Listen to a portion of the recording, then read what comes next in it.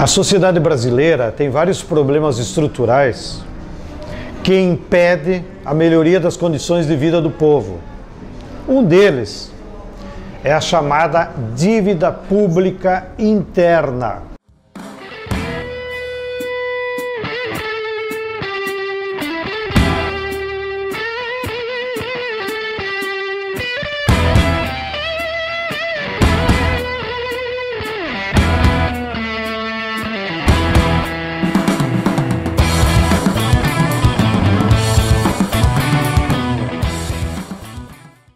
Eu entendo a dívida como sendo uma forma de escravização das pessoas físicas ou jurídicas que aceitam uma dívida. Quando se fala em dívida pública, muitos se perguntam, né, que dívida é essa?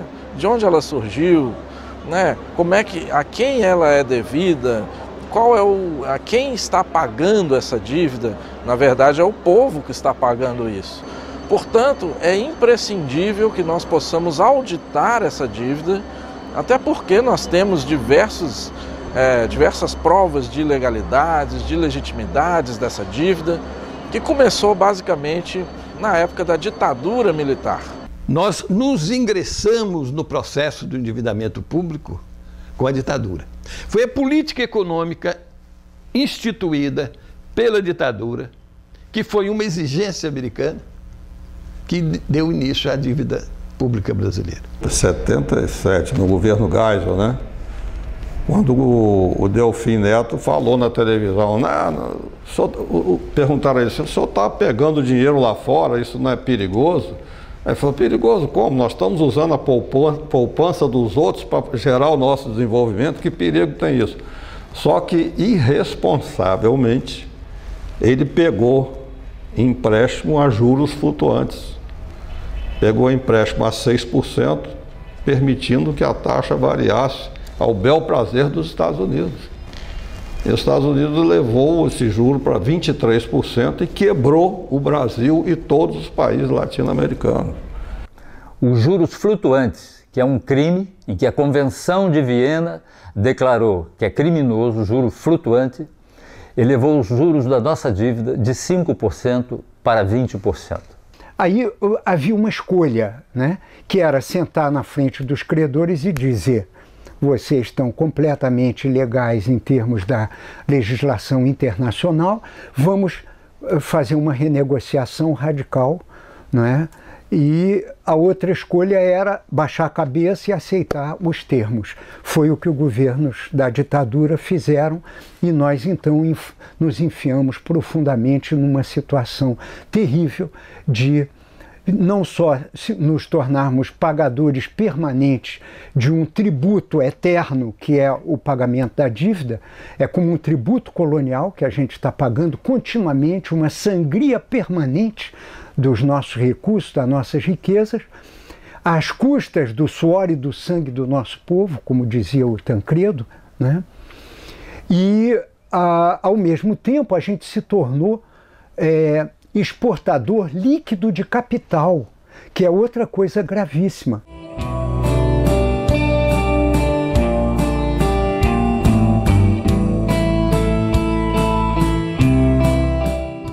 Por que o Brasil, sendo o país mais rico e mais viável do planeta, continua sendo um país em desenvolvimento? O ponto de partida básico foi o golpe de 1954, quando os serviços secretos anglo-americanos organizaram uma conspiração no Brasil para derrubar o presidente Getúlio Vargas. E o que é que aconteceu logo depois desse golpe? Aconteceram modificações na legislação de capitais estrangeiros, oferecendo subsídios incríveis para que as empresas transnacionais viessem a ocupar como ocuparam e cada vez mais totalmente os mercados e a produção no Brasil.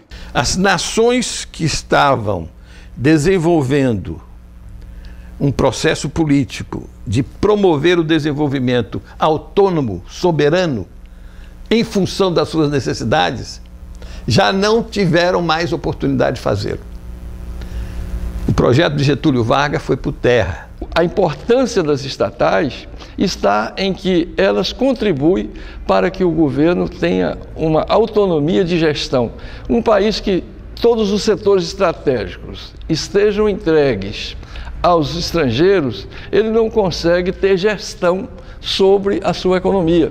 Nós não temos mais indústria de base. A indústria de base foi privatizada também, praticamente toda ela, a começar pelo aço. As nossas riquezas, que são imensas, não estão devidamente exploradas pelo povo brasileiro. Por exemplo, a nossa maior pauta de exportação hoje são os minérios. E nessa exportação o Brasil fica com 1% em média de royalty. O resto, 99%, fica para quem exporta. E são empresas multinacionais, porque a partir das mudanças da ordem econômica feitas em 95 pelo Fernando Henrique, as empresas estrangeiras tiveram 100% de acesso ao subsolo brasileiro. É a dívida que determina as privatizações, porque para onde vão os recursos das privatizações? Para pagar a dívida. O lucro das estatais, por que a gasolina aqui no Brasil é tão cara? Porque o lucro da Petrobras, a parte que está em mãos privadas, os acionistas recebem os dividendos. Mas a parte da Petrobras que ainda é pública, os lucros vão para pagar a dívida. Para a gente ter noção, agora mesmo, no ano de 2013, foi feito o leilão do poço de Libra, que foi vendido por 15 bilhões de dólares, e esses 15 bilhões de dólares foi para ajudar juntar para pagamento de superávit primário. Então, foi vendido o petróleo brasileiro, né? Mas, ao mesmo tempo, esse petróleo, esse dinheiro é destinado para pagar a dívida. Nós não podemos continuar a conviver com uma funcionalidade da dívida pública que obedece apenas a essas exigências da manutenção de um modelo que sacrifica a nossa soberania, compromete a nossa indústria e, principalmente, abre condições de uma desnacionalização completa do aparato produtivo brasileiro. Nos últimos 20 anos de governo, de Fernando Henrique a Dilma, o governo destinou o pagamento de juros e amortização das dívidas de mais de 9 trilhões. 9 trilhões. E ao mesmo tempo que a gente pagou essa fortuna incalculável, a gente tem uma dívida de mais de 4 trilhões. Aí existe uma controvérsia, porque se eu paguei 9 trilhões, como é que eu posso estar devendo 4 trilhões ainda?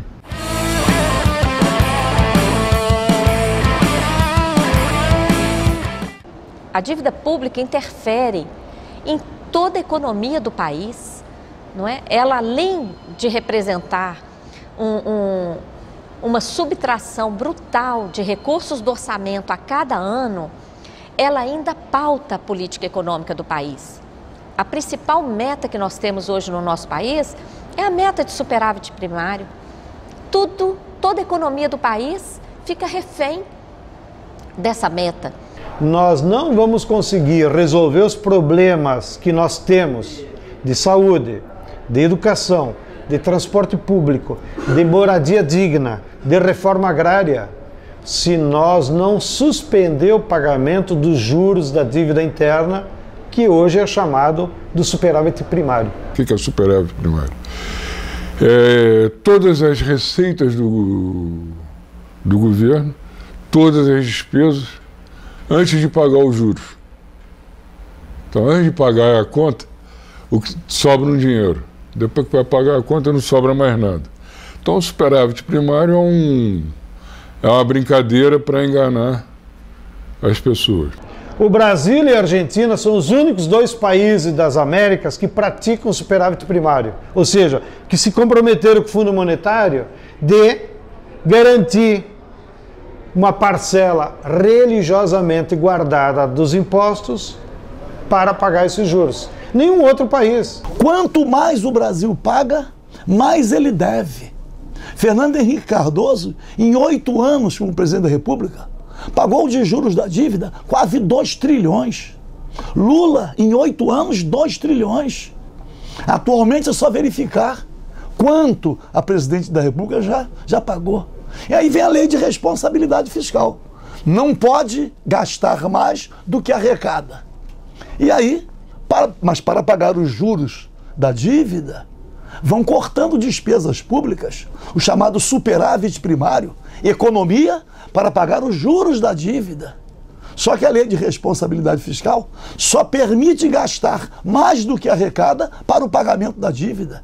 E mesmo assim, paga os juros e continua a cada dia devendo muito mais. Um país que paga por ano 42,42% de juros de sua dívida pública e diz que tem um superávit para pagar, que está muito bem obrigado, porque tem sobra. Superávit é sobra.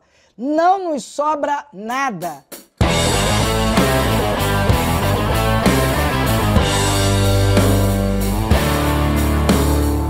O brasileiro tem muita dívida, tem de pagar. Não, a gente tem de pagar aquela dívida que é legal, que é legítima. Não pode ser paga dívida que não é legal e nem legítima e que nem beneficiou o povo. Que é um processo que não tem um governo culpado. Todos os governos são culpados. Que cada um foi lá, ao invés de resolver o problema, rolou e aumentou o problema. Se a gente olhar a forma como o governo brasileiro vem tratando a questão, ela não mudou muito. Desde o segundo governo Fernando Henrique, olha que já passamos por 2 governos Lula, estamos no governo Dilma e eleição para ou um novo governo Dilma ou um outro candidato, não importa. Mas a condução é a mesma. Primeiro, não se discute o não pagamento. Não se discute a auditoria. Não reconhece-se o estoque da dívida e a forma como ela foi montada. Não há nenhum senso crítico a respeito dela. Como é que ela foi criada, qual o papel da ditadura nisso, enfim. As condições em que foram assinados os acordos, seja com o Clube de Paris, FMI, Banco Mundial, não se questiona nada disso. Reconhecido o estoque da dívida, paga-se a obrigação financeira. O argumento é que isso gera credibilidade nos mercados. Voltando ao início, porque a dívida pública, no fundo, é o step da especulação nos mercados financeiros. Então tem que ser paga. Como é que se paga? Com recursos públicos. Essa grande expropriação que os bancos fazem contra o orçamento nacional faz parte de uma agenda política de primeira ordem, já assumida pelos movimentos, que agora nós temos de pressionar para que seja assumida também pelo governo federal. Hoje a gente paga 40% em média de imposto no Brasil. Ou seja, eu trabalho 4, 5 meses e pouquinho só para pagar imposto. Metade do ano. Metade do ano só para pagar imposto. E o que eu recebo de volta? Nada. Para onde vai esse dinheiro? Vão para os credores dos títulos dessa dívida, que segundo o levantamento do Márcio Porchman, não são mais que 15 mil credores. Então, esse mecanismo é um mecanismo perverso de concentração da renda no Brasil.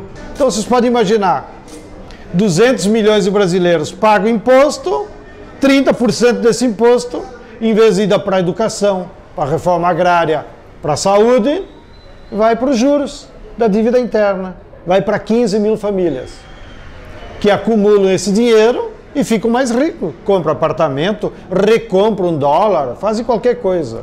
Ou seja, o orçamento público, que inclui os impostos que todo brasileiro tem que pagar, ao invés de ser destinado à educação, saúde, habitação, transporte, entre outros investimentos sociais que ajudariam a vida dos habitantes do país, vai para pagar dívidas com bancos milionários que enriquecem às custas da pobreza da população. Assim, quem está rico fica mais rico e quem está pobre continua pobre.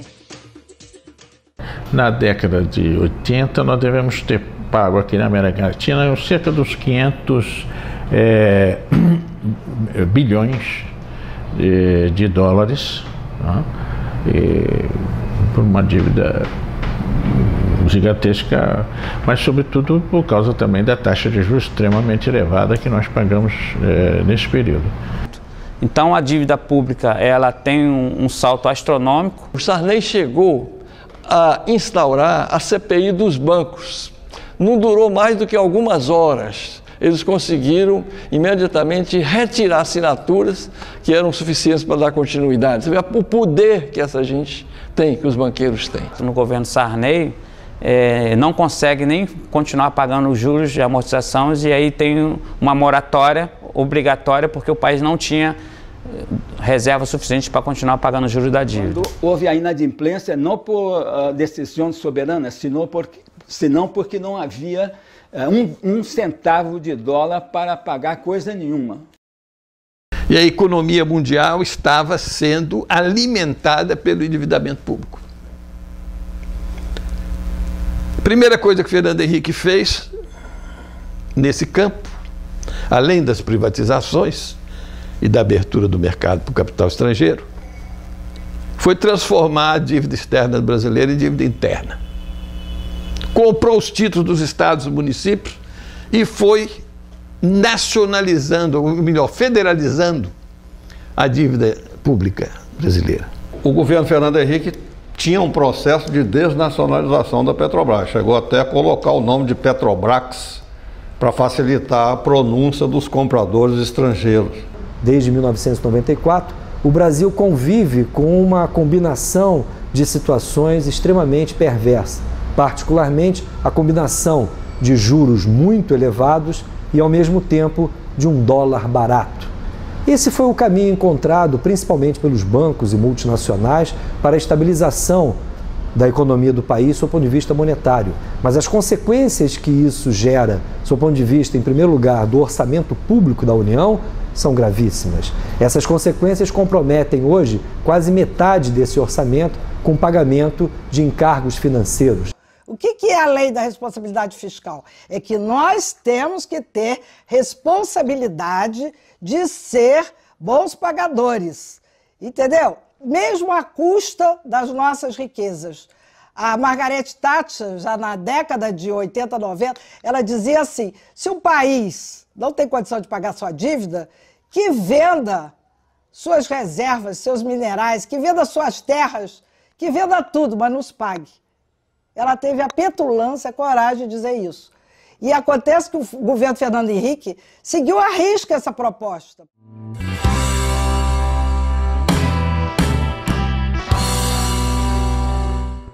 Quando Fernando Henrique Cardoso, por exemplo, assumiu a presidência da República em janeiro de 1995, a dívida pública estava em 62 bilhões de reais. Hoje, essa dívida se aproxima de 3 trilhões de reais. Ora, se desde 99 nós temos feito superávites primários elevados, o que explica essa elevação contínua da dívida pública? É justamente a taxa de juros muito elevada. Os juros da dívida interna brasileira sempre foram os maiores juros do mundo, né? Hoje nós temos aí a taxa Selic a 11%, mas os títulos estão sendo emitidos a cerca de 13% ao ano, que é uma taxa de juros que não se encontra em nenhum lugar do mundo. Estados Unidos, Europa estão com taxas de juros de 0 a 1% ao ano, e isso obviamente atrai, né, os capitais internacionais para o Brasil, ou seja, mais uma prova de que a dívida interna, na verdade, ela é também externa, né, porque atrai o capital de todo mundo. Você tem o maior juros do mundo, então você tem uma carga tributária enorme que drena recursos dos brasileiros.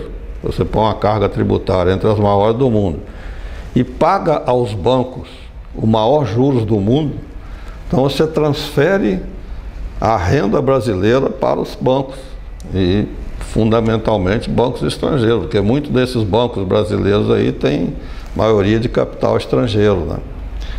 Então você transfere riquezas do povo brasileiro para bancos que não produzem nada, só simplesmente especulam, né?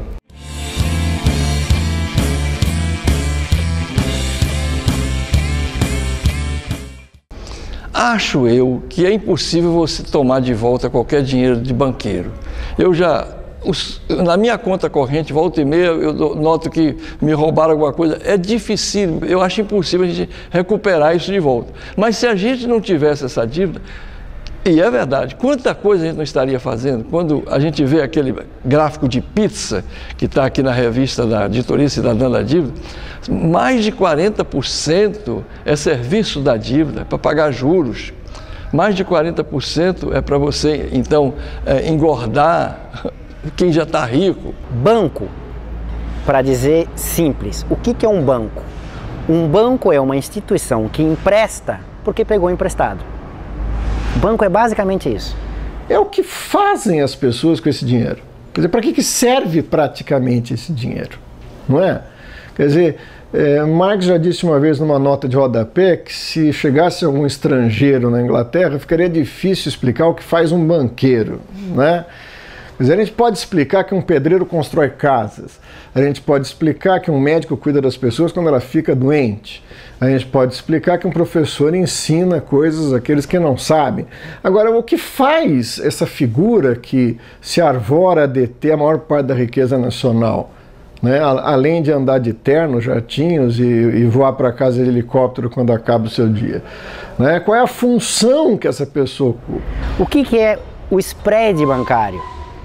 Que é basicamente a rentabilidade dos bancos. O spread bancário nada mais é do que a diferença entre a taxa de juros que eles cobram os bancos para emprestar, que se chama de taxa de juros do ativo, menos a taxa de juros que eles pagam por pedir emprestado para quem deposita dinheiro nos bancos, que é a taxa de juros passivo. O spread bancário é a diferença entre taxa de juros ativo e taxa de juros passivo. Então os bancos cumprem uma função e um serviço, mas é necessário que a sociedade saiba que esse serviço é para o capital. É para a saúde do capital. Para que o capital não perca as suas taxas e lucratividade, o banco tem um papel fundamental. Para a vida humana, eu confesso que não descobri ainda para que serve um banco.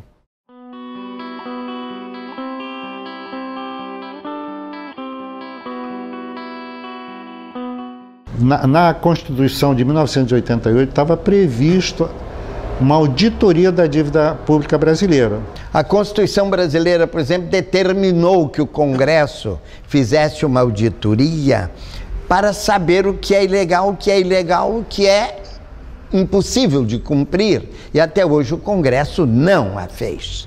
Apesar de a Constituição ter sido votada em 1988, com prazo de 1 ano, até hoje não a fizeram. Nós recorremos, através de um recurso muito bem feito, através do presidente da OAB, ao Supremo Tribunal Federal, e isso encontra-se há muitos anos engavetado.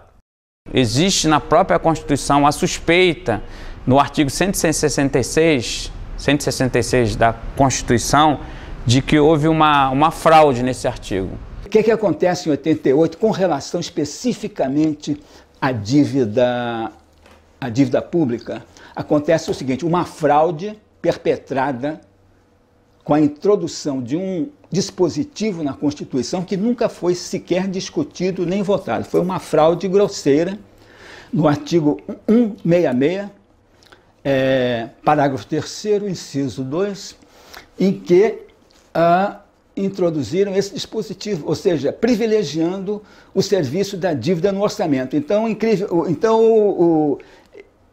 a dívida no orçamento nem é discutida, ela passa direto. Na Constituição de 88, ficou claro que não podia ter taxa de juros superior a 12%. Isso ficou para ser regulamentado mais tarde. Até hoje, o pessoal já esqueceu, está lá na Constituição. Então, é absurdo o que se faz. Tem interesse, tem banqueiros que têm interesse nessa taxa de juros, não se explica para onde está indo o dinheiro,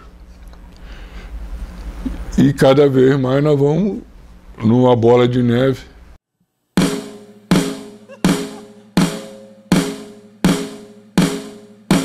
Em 98 foi realizado um grande simpósio sobre a dívida externa em Brasília.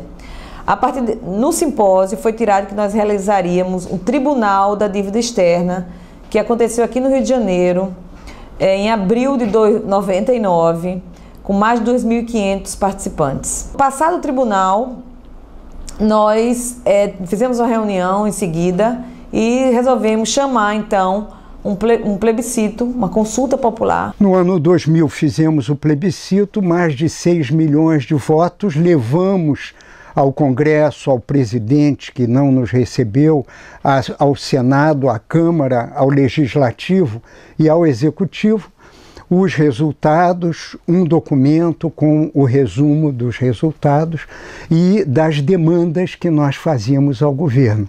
E foi um plebiscito que gerou muito debate na sociedade. Vários economistas, o próprio ministro da Fazenda se pronunciou na época, o Malan, contra o plebiscito. O PT foi um partido fundamental na organização desse plebiscito naquele momento, teve à frente desse processo, produzindo materiais e tal. Era outro Brasil, era outro cenário. A luta da auditoria cidadã teve início logo após o grande plebiscito que foi realizado no ano 2000, aqui no Brasil, envolveu centenas de entidades da sociedade civil em todo o país. Foi realizado em 3.444 cidades e colheu mais de 6 milhões de votos. Uma das perguntas do plebiscito era sobre a auditoria.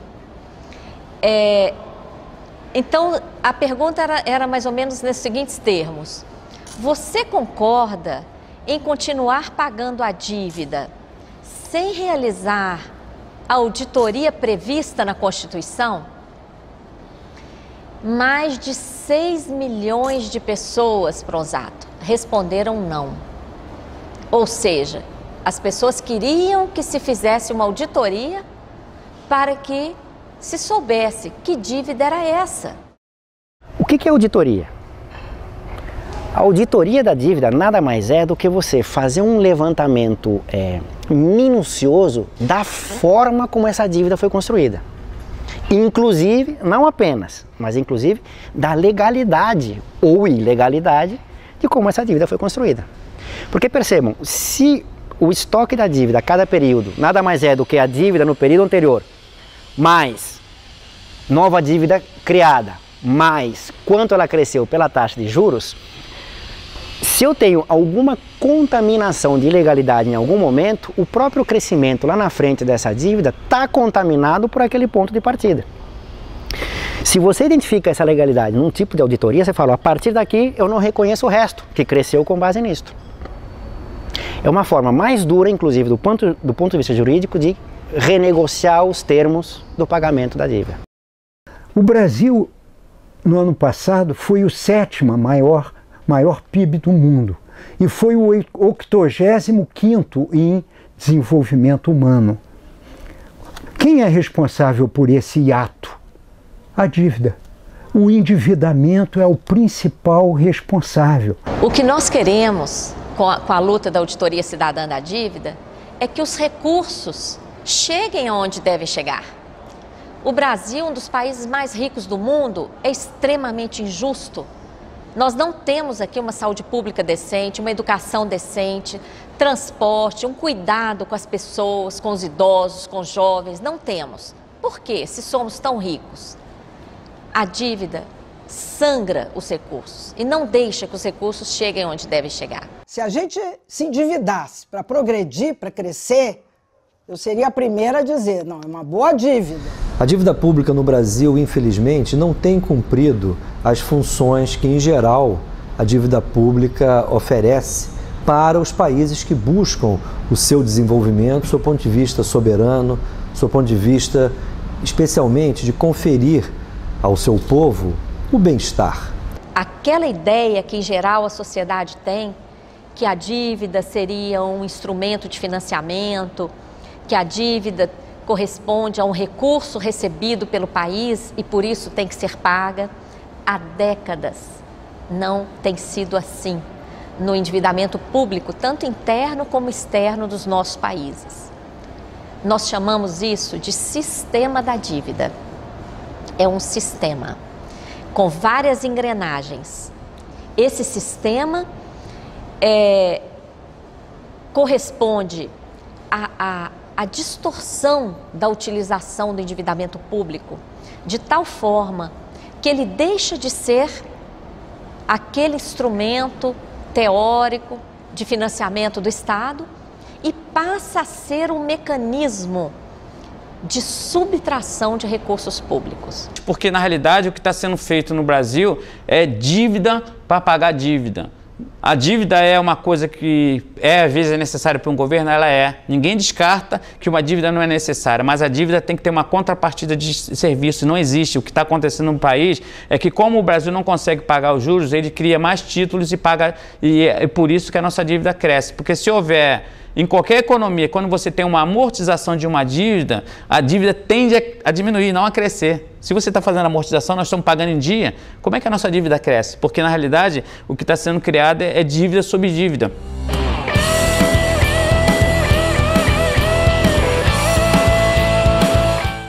Quando fizemos a CPI da dívida pública, nossa proposta, feita aqui no Congresso Nacional, certamente nós colocamos o dedo na ferida da solução da economia brasileira.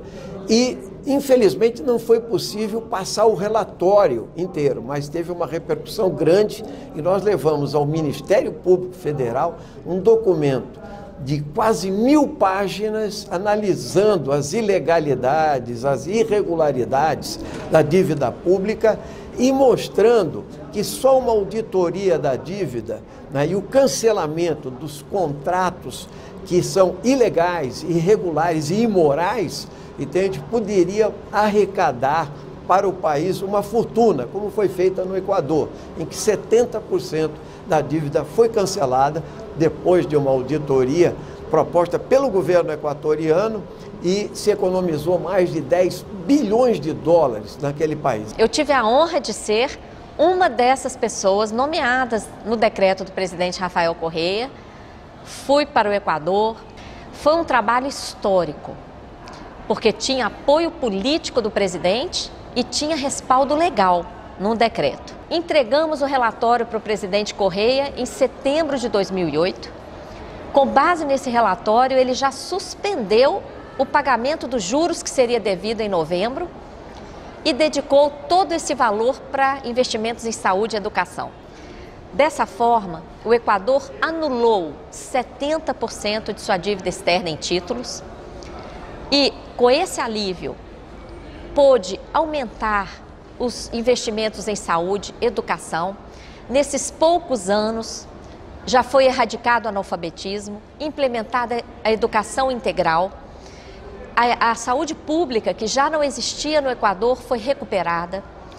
Investimentos impensáveis há pouco tempo em transportes, etc., estão acontecendo. Enfim, mudou a realidade do país. É um exemplo para o mundo essa experiência equatoriana.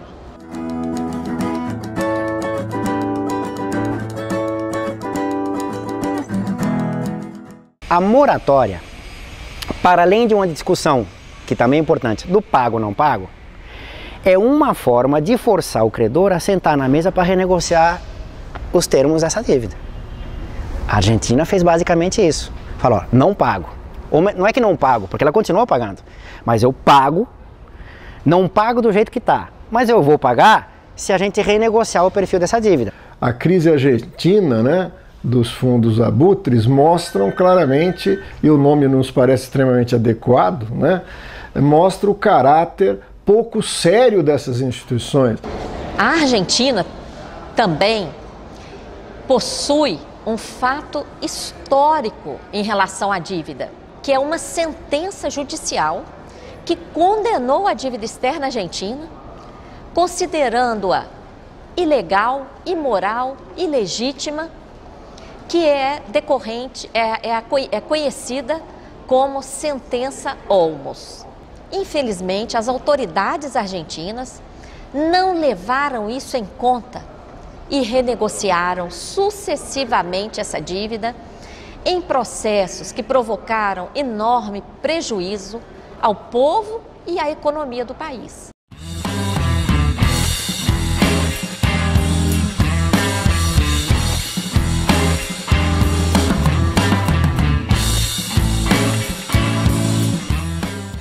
A dívida continua crescente. O presidente Lula, ele não pagou a dívida externa. Há 10 anos atrás, o ex-presidente Lula foi para a televisão dizer que tinha pago, tinha resolvido toda a dívida do Brasil, que o Brasil não devia mais nada. Então isso formou uma ideia na cabeça das pessoas que o Brasil tinha ficado rico. milionário, era o país mais rico do mundo. E hoje está aparecendo aí 2 trilhões de dívida. Se trocou uma dívida com FMI a juros baixos por uma dívida com bancos privados a juros altíssimos. O pagamento ao FMI foi um pagamento de apenas 15,5 bilhões de dólares, que aconteceu em 2005, e foi uma operação que trouxe grandes prejuízos financeiros ao país, porque a dívida com o FMI custava apenas 4% ao ano de juros.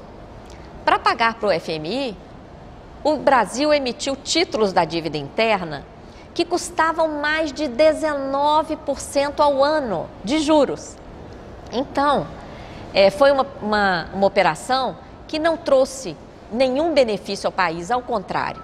Foi uma operação que tornou a dívida ainda mais onerosa e provocou um grande desserviço político, porque iludiu ainda mais o nosso povo, afastando-o de enfrentar esse problema do sistema da dívida. Enquanto o Supremo Tribunal Federal examinou um mensalão, que nós não estamos aqui defendendo, nós achamos que o dinheiro público ele tem que ser preservado, tem que ser investigado e os responsáveis têm que ser punidos, mas que custou, segundo a mídia, 150 milhões, ocupou mais um ano de Supremo Tribunal Federal, a nossa causa não teve um dia do Supremo Tribunal Federal para ser examinada. A dívida ano passado levou mais de 2 bilhões por dia. Ou seja, nós tivemos, dedicados à dívida, mais de 15 mensalões por dia. E a grande mídia não denuncia isso. Ficou aí denunciando o mensalão todos os dias do ano, enquanto 15 mensalões por dia estavam indo no ralo da dívida pública.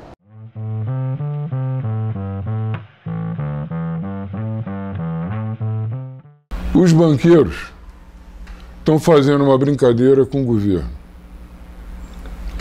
Você quer um programa popular, você brinca aí com Bolsa Família.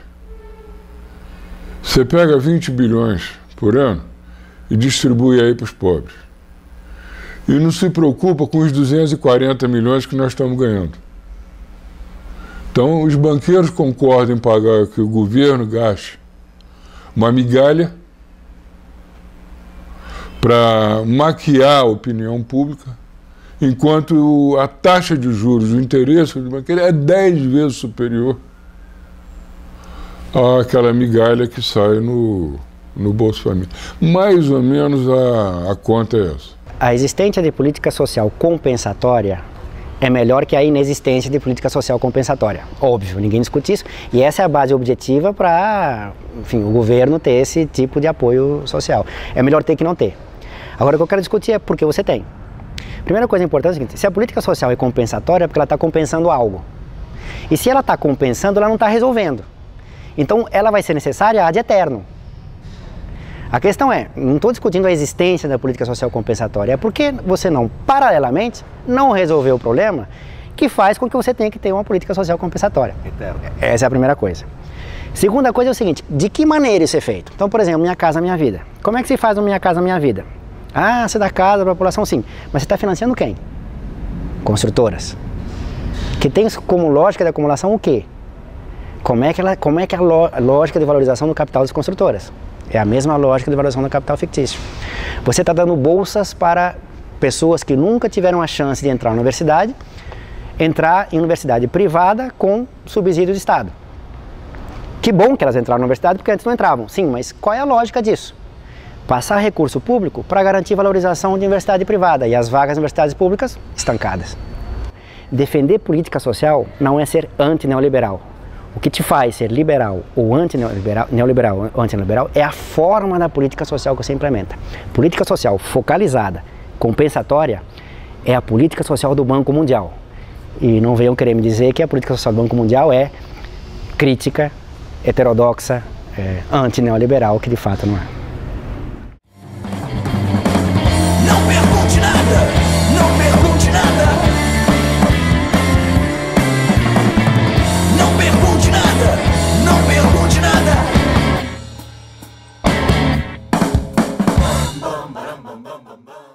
Essa dívida permitia o Banco Mundial, o FMI, mandar uma representante do FMI aqui todos os anos para fazer uma avaliação das contas do Brasil, para ver se tem o dinheiro, onde é que tem o dinheiro, etc. Uma situação realmente de submissão absoluta a um sistema financeiro mundial que não tem nenhuma razão, nem nunca foi previsto que existisse um sistema que permitisse ao banco ser dono do país e dizer, não, essa política não pode, essa aqui você faz. Uma coisa incrível. Não tem dinheiro para pagar a dívida? Então vocês têm que privatizar, vocês têm que leiloar, vocês têm que fazer, têm que criar leis. Tem que fazer de acordo com a orientação do FMI. Nós temos que seguir uma cartilha, queiramos ou não. Então, que dê a nossa soberania. Romper com o neoliberalismo tem custos. Só que quanto mais tempo a gente demora para romper, maiores são os custos. Mas tanto maior será o sucesso que você tem ao romper com isso, ao lidar com as questões de dívida externa, dívida pública, quanto mais apoio político, econômico e social você tem. O que significa isso? Que a integração regional é condição sine qua non. Nós temos um projeto de união muito positivo, que é a Unasul. E ela fazia parte de uma visão do Hugo Chávez de integração da América do Sul, primeiro, né, e eventualmente da América Latina e do Caribe, né, buscando criar uma base de desenvolvimento continental que viabilizasse uma crescente autonomia do continente em relação aos países do hemisfério norte e às suas corporações transnacionais. Não à toa, o Equador é o país mais empenhado na criação do Banco do Sul, porque o Banco do Sul foi criado no papel. Porque o Banco do Sul, sem o Brasil, não existe. E o que o Brasil fez em relação ao Banco do Sul? Apoiou, na verdade, prolongou as negociações e só entrou quando, do ponto de vista político, não tinha mais como não entrar. Só que entrou pro forme, formalmente. Por que ele fez isso? Porque do ponto de vista geopolítico do Brasil na região, o Banco do Sul já existe. Chama-se BNDES. Do ponto geopolítico do Brasil, o que lhe interessa é um banco que financia a atuação de empresas e capitais a partir do Brasil nas outras economias da região. E não propriamente uma integração regional, de fato, alternativa à integração regional neoliberal. Infelizmente, o Brasil não investiu nesse projeto. Não à toa o Brasil está apostando mais num banco de financiamento via BRICS do que propriamente em relação ao Banco do Sul.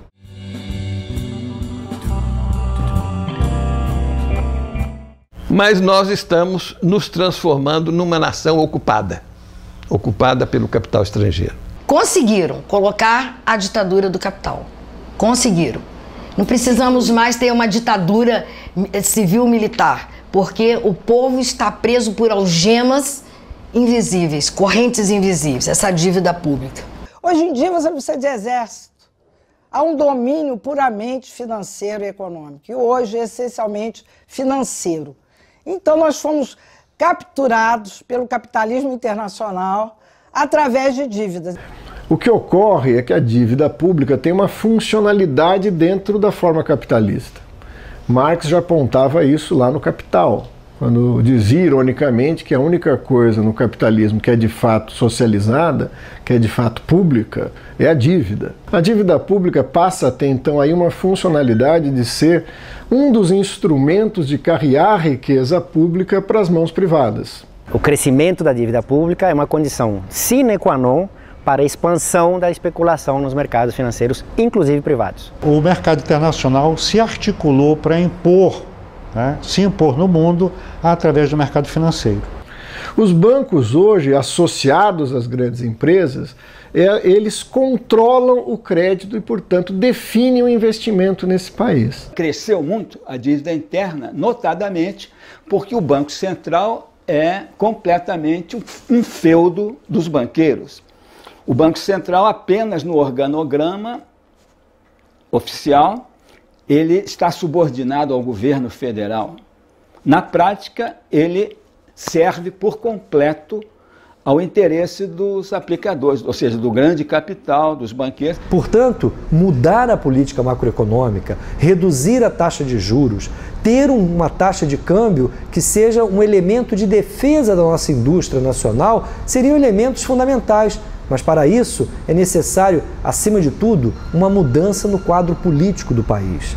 Desde 1994, particularmente, existe uma hegemonia na determinação das políticas públicas dos interesses de bancos e multinacionais. O poder ficou na mão dos banqueiros e das transnacionais.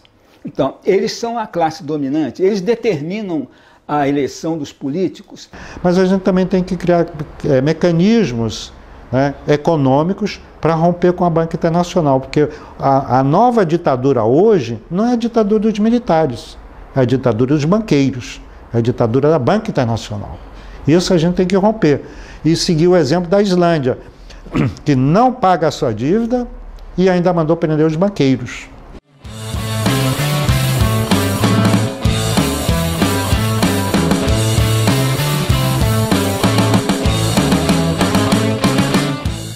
Sempre consideramos que a dívida é o principal mecanismo de dominação nas relações assimétricas norte-sul e também como um mecanismo de transferência líquida de riqueza para a burguesia. A gente percebe que as elites são impenetráveis, por mais que a gente pressione. Uma vez no poder, os governantes, os políticos cedem às pressões das corporações e não à pressão da sociedade civil. Essa oligarquia, ela fortaleceu muito o seu poder à medida que ela foi concentrando mais a finança, mais poder sobre a finança, ela também foi paralelamente aumentando o seu poder político, o seu controle praticamente completo sobre todos os governantes. O governo fica nessa corda bamba desde o segundo governo do Fernando Henrique, sem resolver a questão. Os governos pós-2002, apesar de serem capitaneados pelo PT, que sempre foi um partido crítico ao Plano Real, pelo menos até 2002, por uma concepção de governabilidade, esse partido mudou a sua concepção. Do seu ponto de vista macroeconômico, ele deu sequência ao que vinha sendo feito desde os anos 90. Boa parte da chamada credibilidade do governo Lula se deu justamente por esta surpresa para os banqueiros e financistas internacionais. O partido que sempre sustentou a denúncia de todas as consequências nefastas do modelo liberal no Brasil simplesmente capitulou quando chegou no governo federal. Não ter lidado com essa questão de uma maneira frontal e corajosa, o que indica isso? Indica que o tema do endividamento é tão importante para os países do norte, para os credores e para os bancos privados, que eles usam qualquer meio para ou ameaçar ou cooptar novos governos em relação a isso. E nós temos precedentes graves relacionados com uma política mais soberana de países da América Latina. Eu menciono, por exemplo, Jaime Roldós, presidente do Equador, né, que em 83, depois de uma campanha vitoriosa, fantástica, uma eleição democrática sem questionamentos, né? Como ele propunha uma gestão econômica voltada para os benefícios da população e da nação equatoriana, foi morto pela CIA, conforme está o depoimento e o testemunho do John Perkins, que é o autor daquele livro Eu Fui um Assassino Econômico. E ele diz de cátedra porque ele era um dos agentes no Equador naquela época. De modo que eu imagino que semelhantes pressões tenham acontecido com o Lula quando ele foi, em outubro de 2002, já eleito. Ele foi a Washington e aí alguma coisa aconteceu que tudo mudou.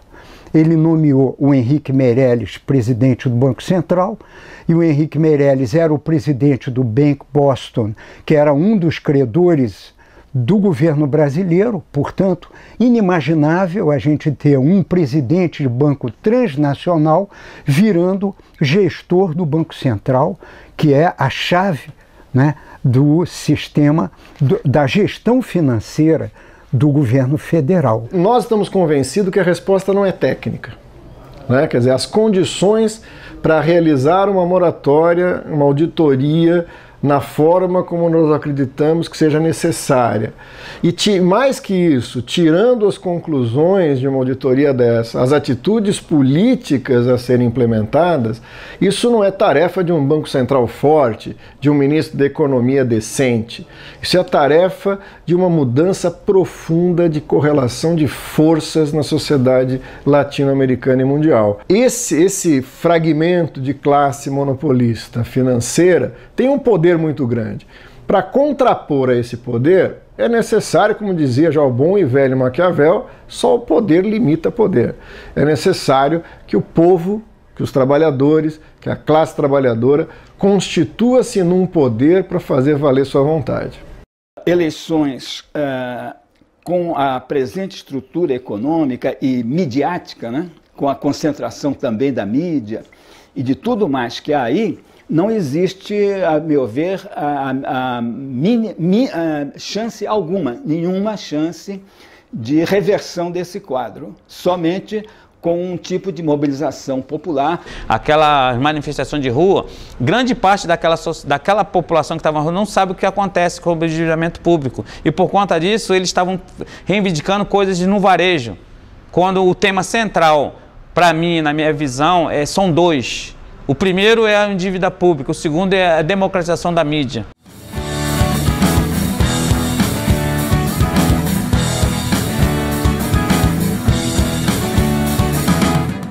O pré-sal dá para pagar 10 dívidas públicas, tá certo? Mas se ele for mantido aqui. Mas não tem sentido você estar tendo uma dívida pública crescente e descontrolada, porque não se fez uma auditoria. Todos os países que fizeram auditoria da dívida, a dívida caiu drasticamente, porque essa dívida é mentirosa, essa dívida é falsa. Essa dívida que está aí é impagável.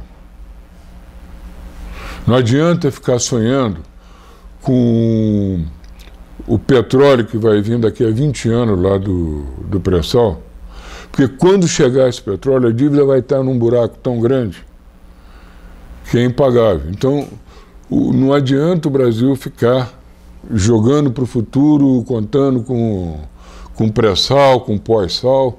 Não é por aí que se resolve o problema. Essa é a realidade brasileira. Tem que encarar o problema de frente, tem que renegociar a dívida.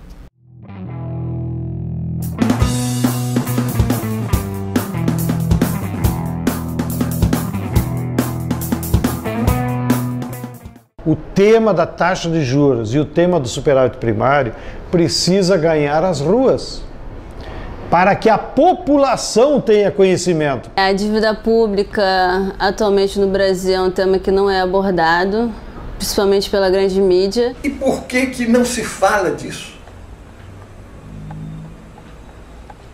Por que não se diz para a população que o governo não pode dar serviços públicos porque tem que pagar o juro da dívida pública?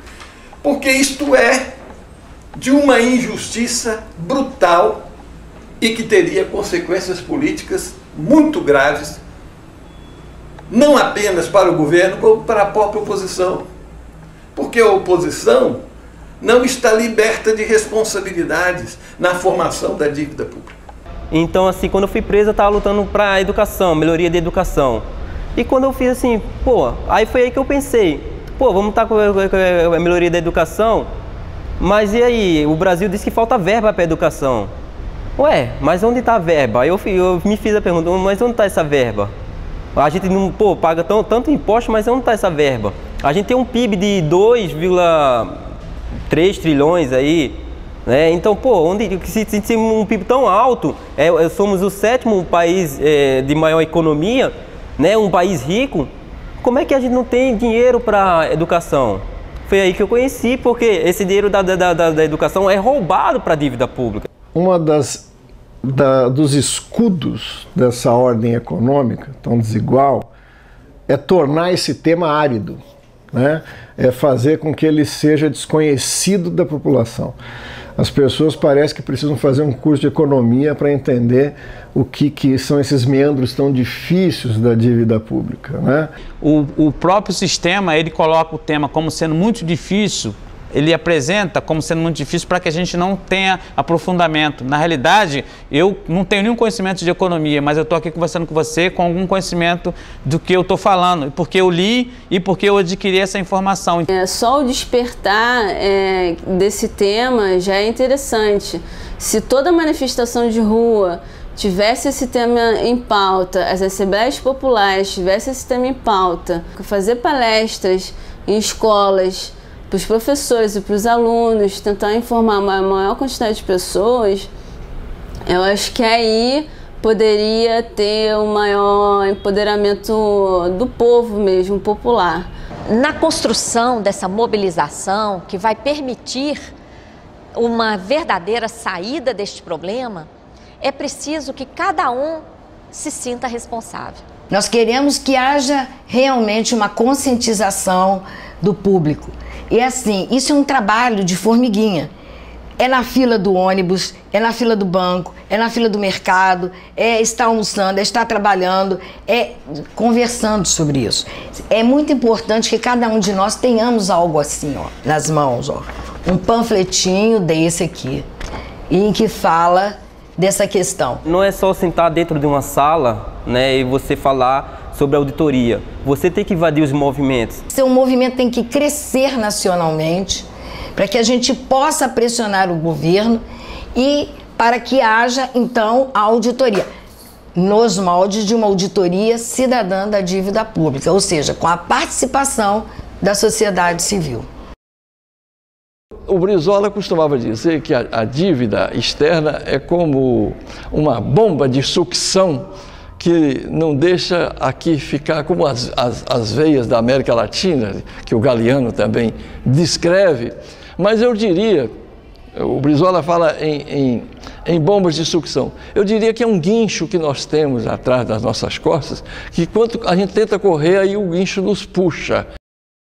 O governo tem que suspender o pagamento dos juros da dívida interna e botar esse dinheiro que é nosso. Ninguém autorizou. Eu não pago imposto sobre o leite, sobre a água, sobre qualquer coisa e digo para o governo, pegue esse meu dinheiro e pague juros. O tema é tão importante que se a sociedade brasileira não se mobiliza e não pressiona por uma nova política econômica e uma relacionada ao endividamento e uma nova política de gestão do orçamento público, nós vamos ao fracasso, nós vamos à bancarrota. Não é possível ter um modelo soberano, socialmente justo, com tanta sangria. Esse é um problema crucial para a independência do Brasil. E quando a gente fala independência, fica uma coisa meio esquisita, né, se falar independência hoje, mas eu considero que a dívida pública brasileira hoje, ela se reveste de uma forma de neocolonialismo. Nós estamos convencidos, primeiro, que é necessário de imediato estatizar integral e totalmente o sistema financeiro nesse país. Se ele prestar algum serviço, ele tem que ser aquele de recolher o recurso e colocar a serviço do crédito para aquilo que tem que ser decidido pela maioria da vontade popular. Primeiro passo, que eu espero que esse processo nosso a gente consiga, exigir do governo que abra e bote na mesa todos os números da dívida. A dívida, ela interessa a todos e é de responsabilidade nossa exigir que eu seja auditada, que a gente pague a dívida, mas que for legal e legítima e que ela não seja uma dívida de expoliação do povo, né? Então é fundamental para nós garantir que a auditoria cidadã da dívida aconteça como está prevista na Constituição e que nós possamos resgatar essa porção de soberania, resgatar a possibilidade de um orçamento maior, mais justo e que possa ser destinado às políticas sociais. Entre a riqueza do país e a consumação dos direitos sociais, tem uma dívida no meio do caminho, que a gente tem que enfrentá-la. E a ferramenta legítima para enfrentar, para documentar e para obter resultados é auditoria. Quem quiser realmente governar para o bem do Brasil, ou enfrenta o tema da dívida, ou nós continuamos um país escravo, submisso, que não é um verdadeiro país. É uma colônia.